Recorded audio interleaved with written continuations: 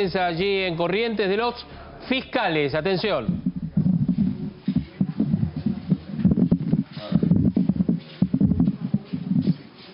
Bueno, buenas tardes. Primero que nada, agradecer a todos los medios que están presentes, que vinieron a este recinto.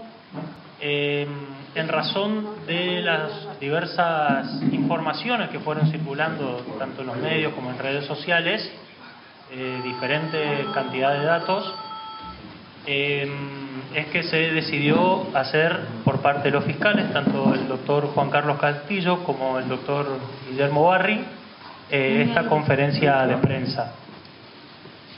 Luego de la exposición de ellos se va a abrir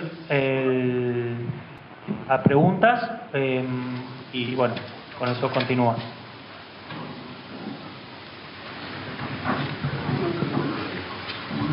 Buenas tardes, gracias a todos por estar.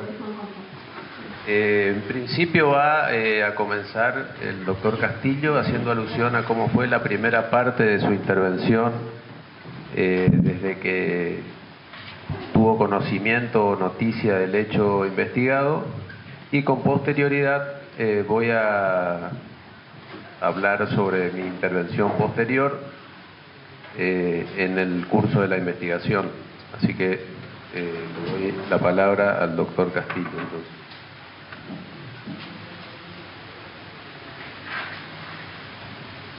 Buenas tardes, muchísimas gracias por estar.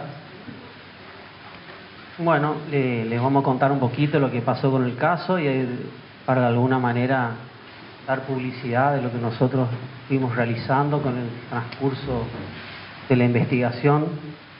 Les quiero decir que el hecho se toma conocimiento el día jueves, a eso de las 18 horas aproximadamente. Es allí cuando la comisaría de 9 de julio empieza a hacer la búsqueda del niño Loan, y también allí empieza a realizar, la familia misma dice que se perdió en el lugar, de allí que se empieza a realizar una búsqueda intensiva también por medio de la comunidad en general de 9 de julio. Tras esa situación, lo que hago inmediatamente, el día viernes ya, me constituyo a la localidad de 9 de julio, provincia de Corrientes, y en ese mismo momento, ya en tiempo real, la señal era escasa. Es allí que me comunico con la gente de Alerta Sofía, y justamente en el lugar, cuando yo me encontraba en el lugar con la poca señal, inclusive le pido la autorización a los papás de Loan para que me autorice a publicar la foto del niño. Al prestar consentimiento los padres para la publicación de su imagen, es allí que yo activo desde la distancia la Alerta Sofía, y es allí donde se da la publicidad de esta situación. Justamente esto divino porque no descartamos desde el primer momento, desde el día 1 en que nosotros nos enteramos, no descartamos en ningún momento ninguna de las hipótesis del caso. Se ha tomado todas las líneas investigativas y nos hemos abocado a la búsqueda del niño. Después hay una cuestión jurídica que nosotros, por una cuestión del hecho, tuvimos que dar un encuadre jurídico en primera instancia, pero siempre con un norte que consistía en dar todas las comunicaciones y todas las alertas posibles, que en este caso fue el Alerta Sofía, e inclusive yo he dado el alerta a Interpol con una comunicación de alerta amarilla para dar mayor difusión a esta circunstancia. No obstante ello, fue de suma ayuda también los medios de comunicación. De allí también nosotros estamos aquí porque tenemos un mismo norte, que es encontrar a Loan, encontrar al niño, y se han realizado múltiples diligencias. Entre ellos hemos realizado allanamientos, secuestros de elementos, aparatos electrónicos, todo con la finalidad de dar con el niño. De primera mano también las fuerzas provinciales, y también debo reconocer también las fuerzas federales se pusieron a disposición de este Ministerio Público para realizar toda la búsqueda y las líneas investigativas del caso. No se dejó nada por hacer en ese momento porque hicimos las comunicaciones, las alertas, Interpol, y en el mismo momento también yo estuve en el lugar de allí, que tengo poca señal porque hice captura de pantalla de todo lo que yo iba realizando y yo me encontraba en el lugar. Les aclaro que hay otras diligencias que se considera que son reservadas, le digo porque estamos ante un niño que no los encontramos, y entonces hay información sensible que por ahí ya les adelanto, que no le vamos a poder decir porque va a comprometer el éxito de la investigación.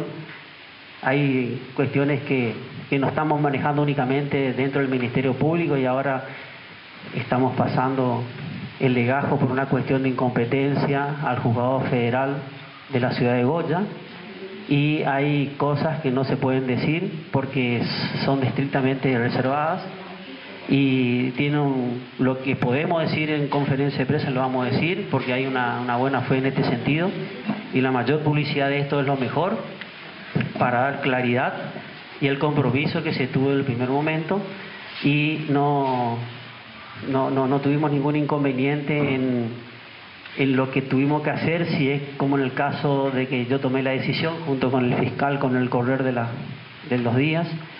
Hemos notado en cuanto a algunas evidencias las inconsistencias, y ahí es que se dispuso por parte del Ministerio Público Fiscal, yo a la cabeza, la detención inclusive del titular de la comisaría, porque no entendíamos que había un entorpecimiento de la investigación y en la búsqueda del menor, e inclusive está estampado, porque esto se reflejó en la audiencia,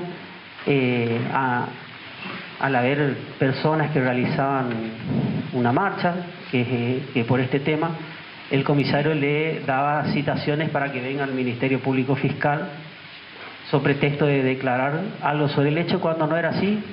Entonces ante ese semejante agravio de parte nuestra, he decidido también en ese sentido la detención y la prisión preventiva de esta persona, porque comprometía la línea investigativa y nos distraía en la investigación de este caso. Entonces nosotros fuimos muy contundentes en este caso, es una cuestión muy seria, y bueno, le voy a ceder un poco con el doctor Barry, quien también participó conmigo. Sí, quería aclarar concretamente la importancia que resulta la inmediata comunicación que se hizo activándose el alerta Sofía en un plazo inferior a 24 horas. Esto claramente indica que desde el principio, como lo manifestó el doctor Castillo, quien fue el fiscal que intervino en una primera etapa en la investigación, concretamente en los primeros días, de ninguna manera se descartó ninguna hipótesis. Concretamente esa comunicación refleja que se manejaba tanto la hipótesis de que el niño se haya perdido en la zona, teniendo en cuenta las dimensiones y el paisaje concretamente del lugar, y por otro lado también siempre nos mantuvimos, el doctor Castillo en el inicio y con posterioridad cuando intervengo colaborando en la investigación que él venía realizando, nunca se dejaron de lado ninguna de las dos hipótesis. La otra posibilidad, por supuesto, la que estaba relacionada con que el niño haya sido llevado. Y con el curso, al momento de sumarme a la investigación, continuamos realizando distintas diligencias. Voy a resaltar algunas de ellas, las que podemos contar, porque también tenemos material probatorio que ya lo tenemos incorporado al legajo, pero respecto del cual no nos vamos a expedir, justamente como lo dijo el doctor Castillo, no vamos a comprometer los resultados de la investigación. Decía que cuando me sumo a la investigación también continuamos realizando diligencias, entre ellas, para resaltar las más importantes, hicimos luego de haberse realizado la cámara Gesell a los menores, me refiero a los menores, como ustedes saben, que estuvieron ese día en el almuerzo y que participaron de todo el recorrido desde la casa de la abuela hasta el Naranjal. Hicimos todo ese recorrido con los menores. tratamos de que sea en un ambiente que a ellos les resulte lo más tranquilo, apacible, con el acompañamiento de la asesoría de menores y de nuestro personal de la UNAVI. Se hizo todo el recorrido, tratamos de que sea lo más espontáneo posible y eso fue, yo creo, bastante esclarecedor. ¿Por qué? Porque tuvimos, si bien tuvimos esa primera versión dada por los niños en el ámbito adecuado, que es la cámara Gesell, tuvimos un panorama mucho más claro cuando llevamos los niños al lugar del hecho. Nos contaron absolutamente todo el recorrido que hicieron desde la casa de la abuela hacia el Naranjal, y lo más importante para nosotros era determinar por dónde había sido perdido de vista Loan. Y efectivamente con esas manifestaciones de los niños tuvimos un panorama claro del lugar. Todos coincidían en cuál era la dirección que el niño Loan había tomado. Esa dirección que había tomado el niño Loan, cuando fue visto por última vez, estamos hablando de las manifestaciones de los niños, fue absolutamente claro en el sentido de que la dirección que tomó era hacia la casa de la abuela, con el aditamento que no solo era hacia la casa de la abuela, sino también que, situándonos hacia el lado izquierdo, existía un alambrado, en sentido recto existía un monte, es decir, difícilmente un menor de 5 años, porque nosotros debemos analizar el material probatorio conforme a la sana crítica. La lógica, el sentido común indica que un niño de 5 años, que nunca fue al campo, extremos todos estos que acreditamos, difícilmente no se frene, grite, llore, vuelva, retroceda en sus pasos. Entiendo que esa fue una pauta esclarecedora en el sentido que empieza a debilitarse más todavía la hipótesis de la pérdida. Pero no solo con esto, sino con posterioridad también hicimos reconstrucción del hecho con los imputados. Concretamente con el imputado Benítez y también con la imputada Millán. De esa reconstrucción, y si bien sabemos que sus manifestaciones están dentro del marco del ejercicio del derecho de defensa, tampoco llegamos a ninguna conclusión. Ninguno de ellos pudo explicar cómo, ni dónde, ni cuándo. Es decir, no teníamos ninguna referencia. Si bien reitero, esto se enmarca en el ejercicio del derecho de defensa, mínimamente debieron haber expresado mínimas pautas de tiempo, de lugar, sobre todo de lugar, para ver si la versión de estos dos adultos coincidía con la versión que contundentemente, de manera uniforme, nos habían brindado los menores en ese lugar cuando hicimos el mismo acto procesal. Entiendo que esta también fue otra pauta significativa en el sentido de debilitamiento de la hipótesis de pérdida. También se realizó, también le pedimos en esa oportunidad, si bien se venían realizando informes parciales del rastrillaje, en esa oportunidad, luego de hacer esa reconstrucción del hecho con los mayores, nos reunimos con el jefe del comando operativo del rastrillaje, es decir, la persona que coordinaba todas las tareas de rastrillaje de todas las fuerzas. Y nos da una conclusión muy importante. La primera es que ya se venían de varios días de rastrillaje sin resultado. Con la intensidad que tuvo ese rastrillaje, con la participación de todas las fuerzas, de muchos recursos. pero nos dio dos pautas muy importantes.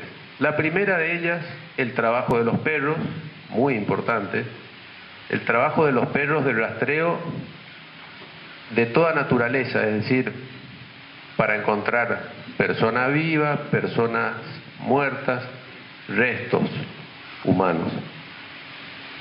Los perros se mantuvieron con el rastro de Loan siempre dentro de la zona comprendida entre la casa de la abuela y los montes aledaños al Naranjal.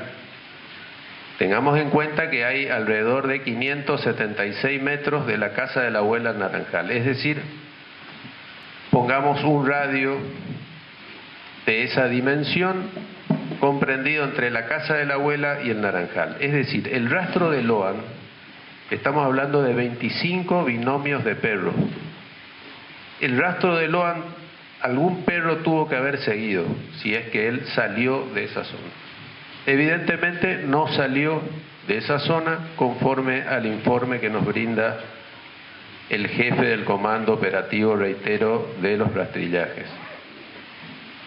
Con otra particularidad, tengamos en cuenta que también se halló a una distancia de casi 3 kilómetros de la casa de la abuela, se halló una zapatilla que luego fue reconocida como perteneciente al niño Loan. La particularidad en relación a este hallazgo también radica en lo mismo que se dedujo en relación a lo que dije anteriormente.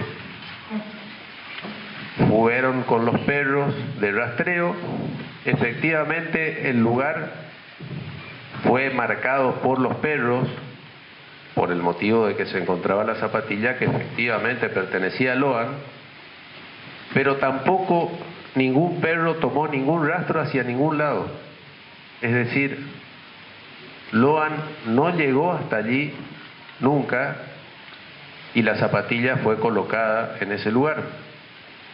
Y esto se relaciona en cierta medida, entre otras cosas, con una alteración clara de la escena del hecho y con el compromiso concreto y con la responsabilidad penal concreta que en audiencia del día de hoy se le achacó directamente al comisario de la localidad de 9 de Julio. También avanzando con la pesquisa y como circunstancia de interés, entre otras cuestiones, porque también se avanzó con el entrecruzamiento de llamadas, con el análisis de la información que se obtuvo de los teléfonos secuestrados. Tenemos material importante, pero que obviamente no vamos a develar para no comprometer el éxito de la investigación. Pero decía también, y esto lo puedo resaltar porque ya se trata de una prueba producida, todas estas fueron puestas en conocimiento de los imputados en el día de hoy, al formalizarle las imputaciones. Y decía también, resulta trascendente la prueba que se realizó de odolografía respecto de los vehículos que pertenecen a Pérez y Cayaba, las que dieron positivo, si bien en menor medida en relación a la camioneta y en un 100% en relación al vehículo Ford Ka. Claramente esto se relaciona con el tiempo que permaneció, de acuerdo a este dato que nos arrojan los perros, que tiene una alta efectividad científica, concretamente, reitero, con el término, el tiempo que permaneció Loan en menor tiempo en la camioneta, que fue el vehículo que se presentó ese día, con el que fueron ese día los imputados Pérez y Cayaba a la casa de la abuela, y en mayor medida porque fue el vehículo en el que posteriormente fue trasladado en el vehículo Ford Ka. Entiendo que estos elementos sumados a otros, que fueron puestos en conocimiento hoy como elementos de prueba al momento de formalizarse las imputaciones que concretamente en relación a Carlos Guido Pérez y María Victoria Cayaba se le atribuyó el delito de captación de personas con fines de explotación, agravado por ser víctima menor de 18 años de edad, esto en carácter de coautores. A Bernardino Antonio Benítez, a Daniel Oscar Ramírez, alias Fierrito, y a Mónica del Carmen Millapi, también la misma figura penal, captación de personas con fines de explotación, con la agravante por ser la víctima menor de 18 años de edad, en carácter de partícipes primarios, le brindaron una ayuda sin las cuales el hecho no habría podido cometerse. Claramente hicieron todo el mecanismo de distracción correspondiente para que luego se produzca la captación del niño.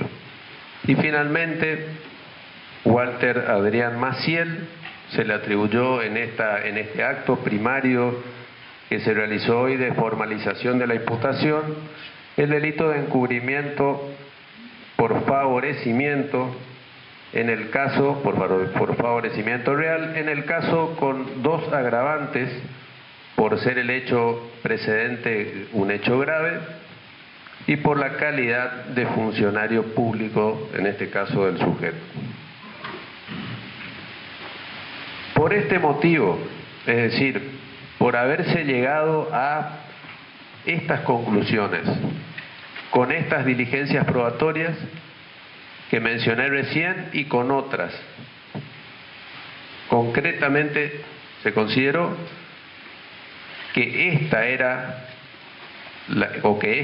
eran las figuras penales que debían atribuírseles a los imputados a partir de, reitero, esa toma de conocimiento, el abandono de la hipótesis de la pérdida y el habernos centrado directamente en esa hipótesis que ya se venía trabajando desde el inicio, pero que se fortaleció con todo ese material probatorio.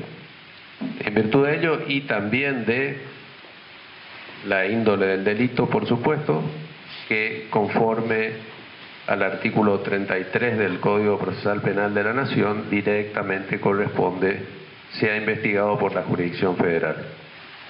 Por supuesto que, reitero y volviendo un poquito para atrás, desde el inicio se manejaron todas las hipótesis, se activó de manera inmediata la alerta Sofía, lo que implica la inmediata intervención de todas las fuerzas federales en coordinación, lo que implica que la PROTEC, la Procuraduría de Trata, inicia inmediatamente una investigación preliminar con todo lo que ello implica, de modo que esta declaración de incompetencia de ninguna manera implica que el fuero federal se encuentre con algo que hasta el momento no haya visto, todo lo contrario.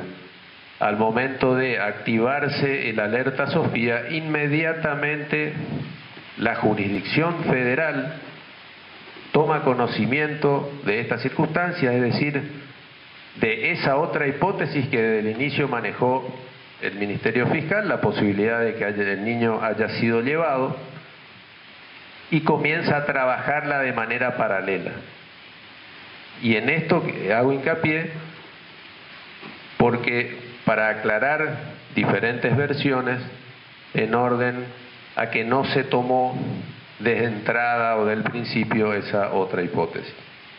Concretamente, reitero, de que el niño haya sido llevado.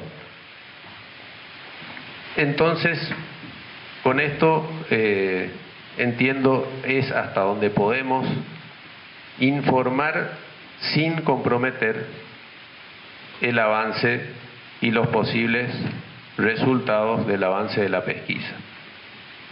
Nada. Bueno, de acuerdo a lo establecido, se abre el panel a preguntas, una pregunta por medio. Vamos a seguir el orden que habíamos acordado previamente.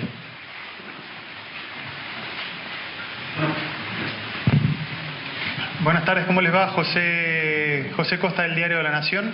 La pregunta que tengo para los dos fiscales es ¿cuáles fueron los elementos que encontraron ustedes para llegar a la conclusión que el rapto es con fines de trata y de esa manera pasar al fuero federal la investigación y no fue tratado como un rapto, por ejemplo, de un chico con otra finalidad? Gracias. Bueno, en concreto, la particularidad es que la figura penal se refiere concretamente de la captación en orden a la finalidad. Se trata de un elemento volitivo y, como dije, hay mucho material probatorio que no podemos develar. ¿Por qué? Porque está muy relacionado al contenido de los teléfonos y no quiero comprometer eventual avance de la investigación y que los resultados se frustren. Pero, reitero, está acreditada la acción típica, que es la captación. Lo otro es un elemento volitivo, que sí tenemos elementos, pero no lo vamos a develar porque surge de tareas, análisis de teléfono y otras que todavía pueden evolucionar, y en ese sentido no queremos comprometer la investigación.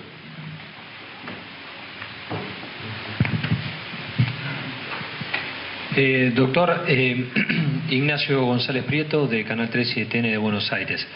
La pregunta que quería formularle es la siguiente.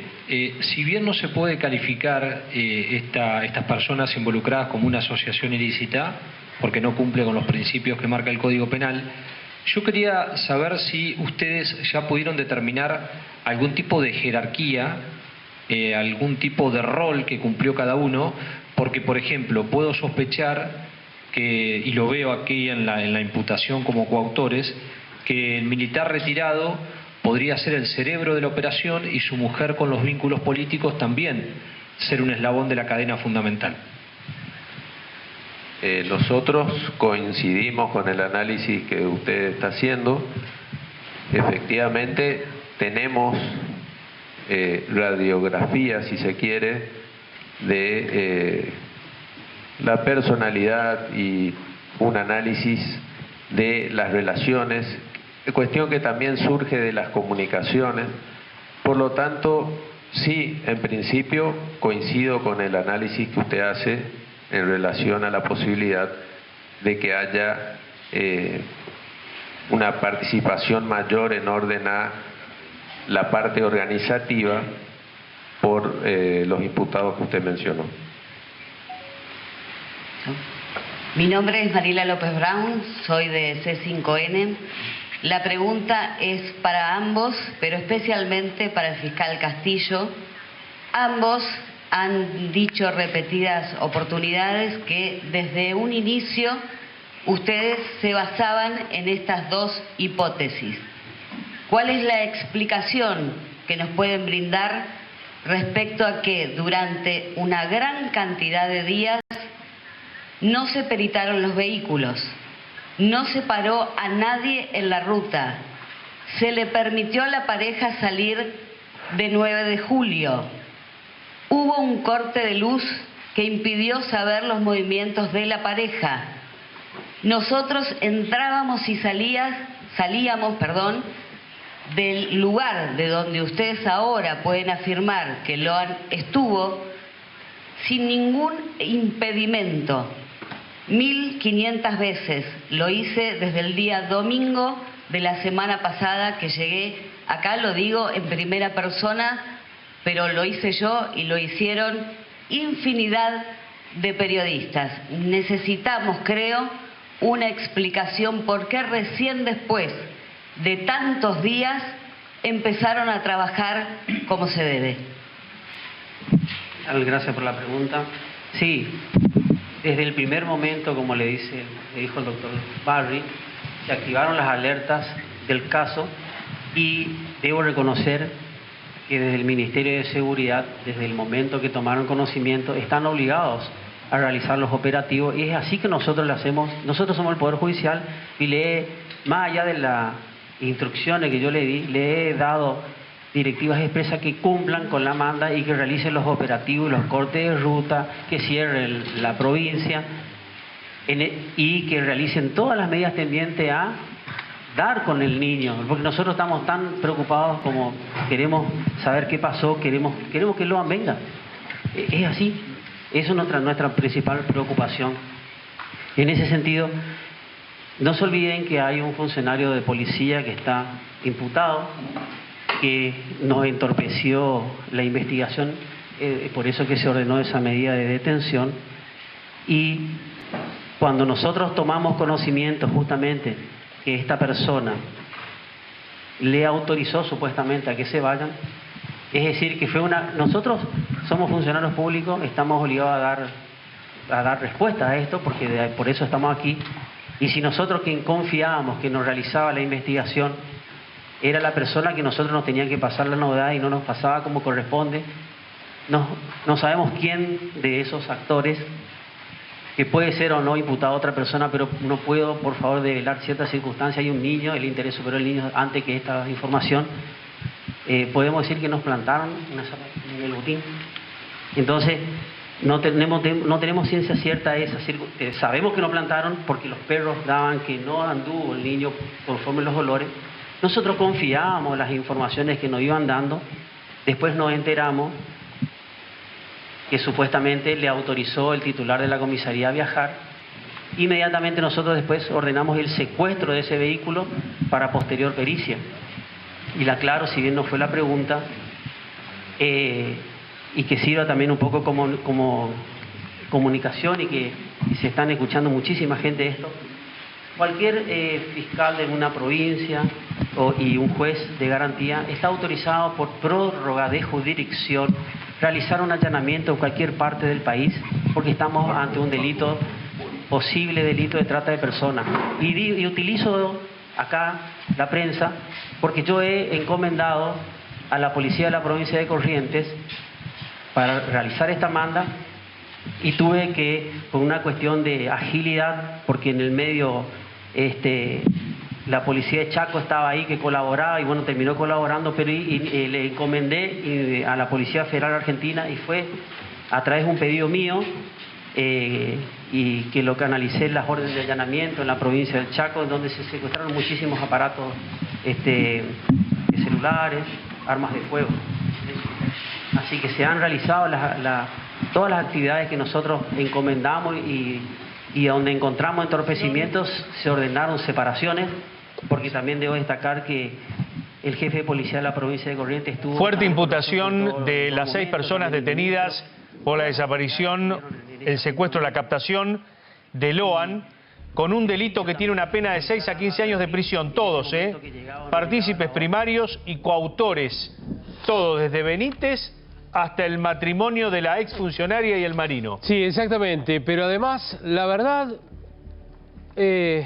no quiero decir poco creíble, pero la verdad, muy débil la justificación de la Fiscalía al momento de hablar de la investigación, desde el minuto 0 prácticamente, más allá de ese alerta Sofía, ¿no?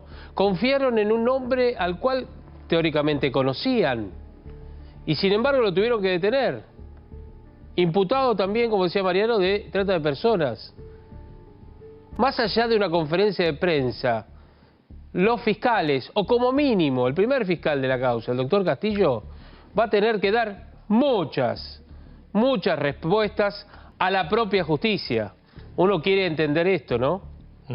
Uno quiere entender esto. Nos acompaña Alicia Crosa, que es psicóloga clínica y forense. Permanentemente, mientras escuchaba a los fiscales, yo veía que usted reprobaba todo lo que decía el Ministerio Público Fiscal, Alicia.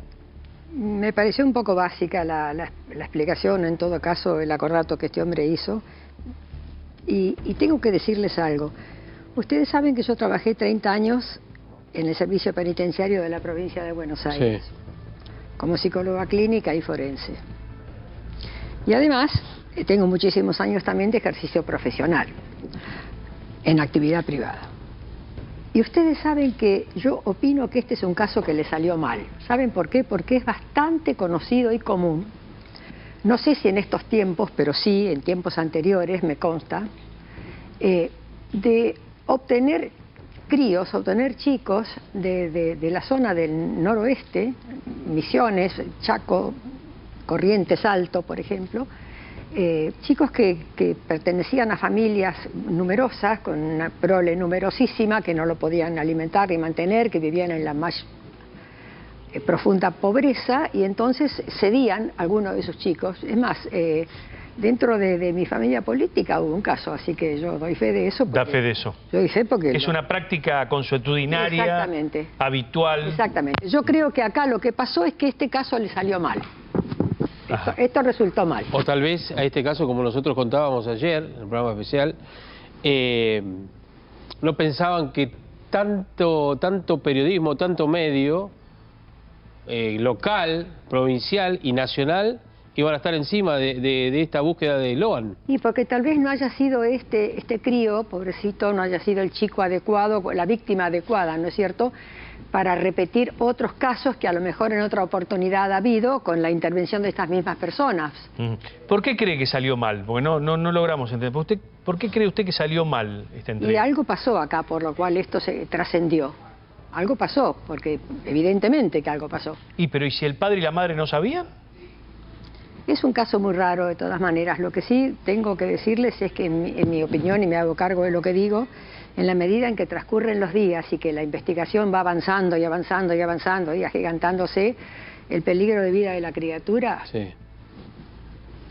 ¿Por qué? ¿Usted dice que corre peligro? Sí, por supuesto, porque ¿Por si la criatura está en manos de alguien y alguien está acorralado o con posibilidad de ser acorralado, ¿qué puede pasar? Si lo puede abandonar también. Si lo tienen en su poder... No sabemos. Son demasiados días. Sí. Demasiados días.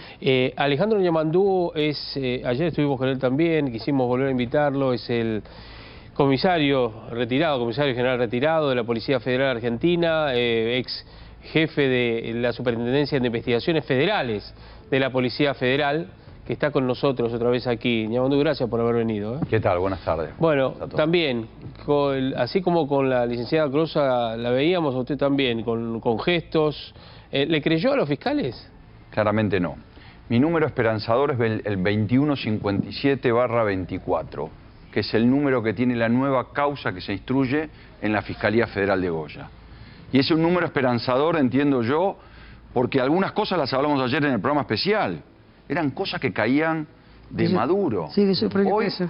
escuchando a los dos fiscales, parecía como que se sacaban la pelota de encima.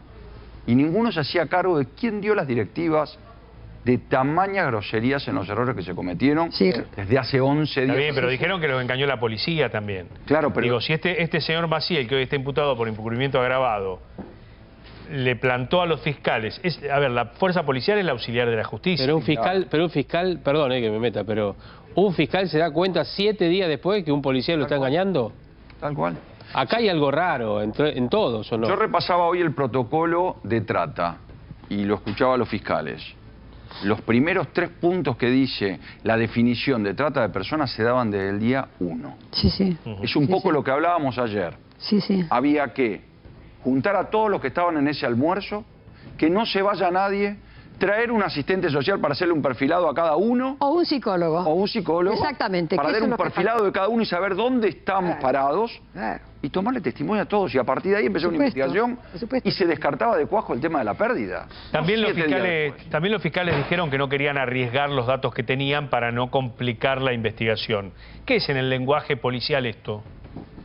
Bueno, yo entiendo, lo dije también ayer, que a partir de estos días vamos a tener el resultado de pericias que, a ver, digo, caen de cajón que se tienen que haber hecho. Exactamente. Si no, verdaderamente estos señores van a estar en problemas y van a tener explicaciones respecto de antenas, que para este tipo de investigación es más fácil porque hay menos antenas. No es lo mismo que en la ciudad de Buenos Aires, que el rebote y el impacto de antenas en este mismo barrio hay varias en un solo barrio y en ese lugar hay una sola.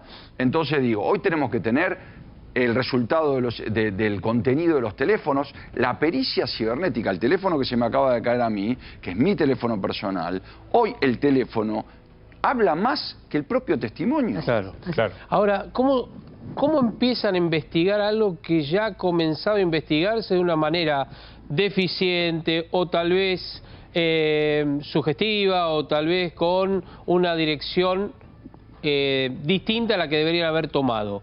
Se empieza de cero, se toma obviamente digamos los datos que se tienen ya en la causa, ¿cómo es? Hoy hablé con dos expertos fiscales avesados en materia de investigación de crimen organizado y planteaba esta duda que tenés vos. Y ambos coincidíamos.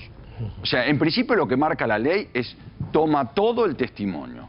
El artículo 7 de la Constitución Nacional refiere que aquellos actos que van en la justicia provincial pueden ser validados en la justicia nacional.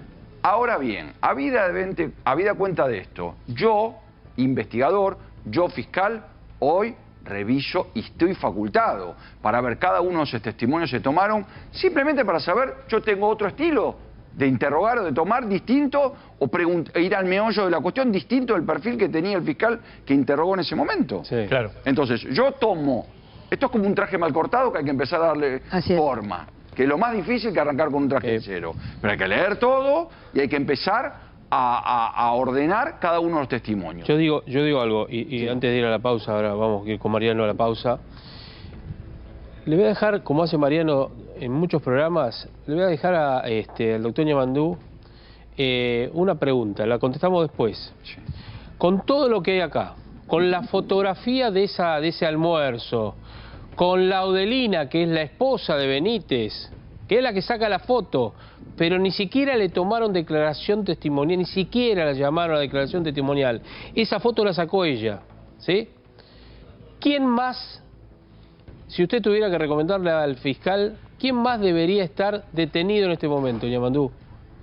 En un ratito. Y yo le quiero dejar esta pregunta picando a Alicia Crosa. Quiero que me diga el perfil de la abuela, el perfil psicológico. En un ratito, ¿puede ser? Eso iba a parar ahora. Ahora reparamos. Es llamativo. ¿Vamos a la pausa? Sí, claro. Ya volvemos, enseguida. Dale.